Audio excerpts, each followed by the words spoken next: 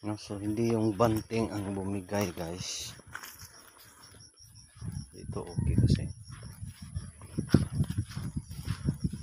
So yung kable yung bumitaw.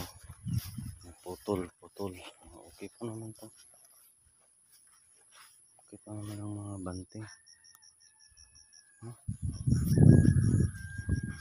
Dito isang row na lang. Ito kita na lahat. Putol yung mga kable. So sobrang bigat. So di makita kasi hanggang sa loob. No? Sayang sinta. Meron pa naman. Pasok tayo dito sa loob. Bigat kasi yung dahon guys. Kasi makapal. Ayan yung mga bunga. Sumasayad. So yan. Wala nang laman. Portion na lang yung mga katayo. So hindi banting yung sanhi. So yung sanhi nito is yung kable. Kasi okay lang yung mga banting. Ito, so lahat ng gilid nakatayo pa. Doon sa gilid nakatayo din. So dito sa gitna yung bumigay. So may ganito pala. Kasi dati yung bumagsak kong ampalaya guys, mga banting lahat. So kaya bumigay. So ngayon ibang klase ito. Kasi yung bumigay ang yung gitna. Grabe kang bigat. So yan yung findings. Ano yung cause, banting ba? Kadalasan kasi sa babagsak na ganito, building ng ampalaya, is yung banting. So dito sa atin is hindi yung banting, kundi yung mga kable. Itong mga kable natin ay naputol. Diyan mismo sa gitna. So try natin patayuin. Yan, tapak sa lupa. Ayan yung worst. Pero baka makayanan pa. Problema nito, kailangan natin ng maraming kawayan. Para patayuin. Try natin patayuin. Maski di tatayo ng straight. Basta di lang sasayad sa lupa. So yan yung findings. So hindi banting yung issue. Kasi pag banting yung issue, walang makatayo sa gilid, sa paligid. Din ban sa mga corner, doon okay doon. Wala nang issue doon, nakatayo din doon. Dito sa gitna yung issue. So chances di nakayanan yung bigat at naputol. Stress and strain ng maximum na stress ng kable. Hindi na kaya yung sobrang bigat. Ayan, bumigay.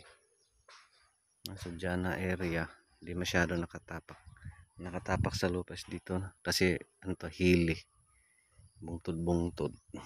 So yan, nakatapak talaga. So sayang, parang lalo tayong hindi makabayad nito. Sakit sa dibdib. So again, try nating patayuin, ipaangat. Maski hindi man kasi sayang may ma-harvest pa to, no? So sa atin kakuha pa tayo dito ng 1 3 to 1 4 kilos in a week. Ang laking ambag na yan, no? Lalo pa may utang pa tayo. Ayan, laking tulong sana yon. Ito yung nadat na natin kasi yung ulan guys simula alas 4 hanggang alas 10.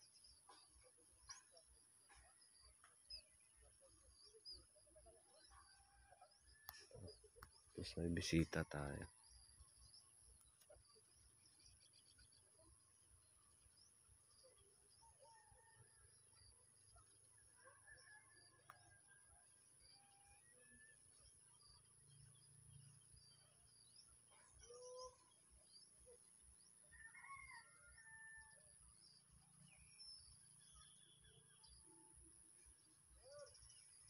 Oh!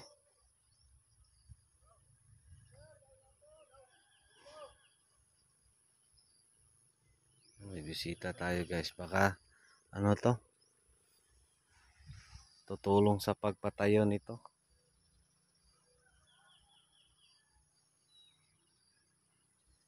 Balik mo sa agi, ari-ari pika sa agi. Tanga, balik.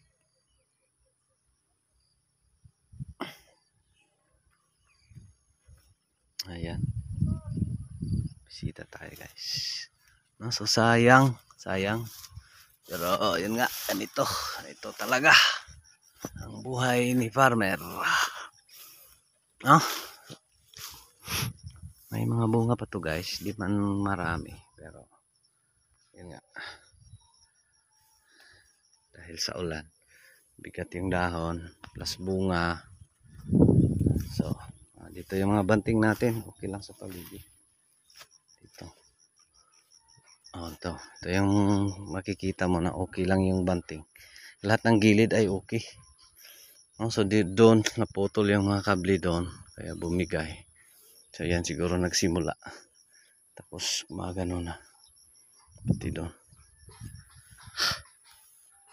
Ay nako. So ito yung another problem. Sa ibang klase to na pagkabagsak. Kasi dati banting yung issue. So ngayon gitna naman yung issue. Sa ibang klase na problema na kailangan nating i-address doon sa next natin. So again, of course, you're not anticipating maulan. So yun nga, yung panahon yung issue. So mahirap. Pero laban lang, tsaka patuloy lang. Masya lang, maraming salamat. Update sa ating ampalaya. Bumagsak. Try natin patayo. Kaya ba? Masya lang. Ito pa rin si Jupila Farmer. Anak, Matoy ang farmer nga gwapos. Ito, may kahibalo. Panagsaba. Kaya manoon pa ko. Puya. Lagat ra. God bless everyone.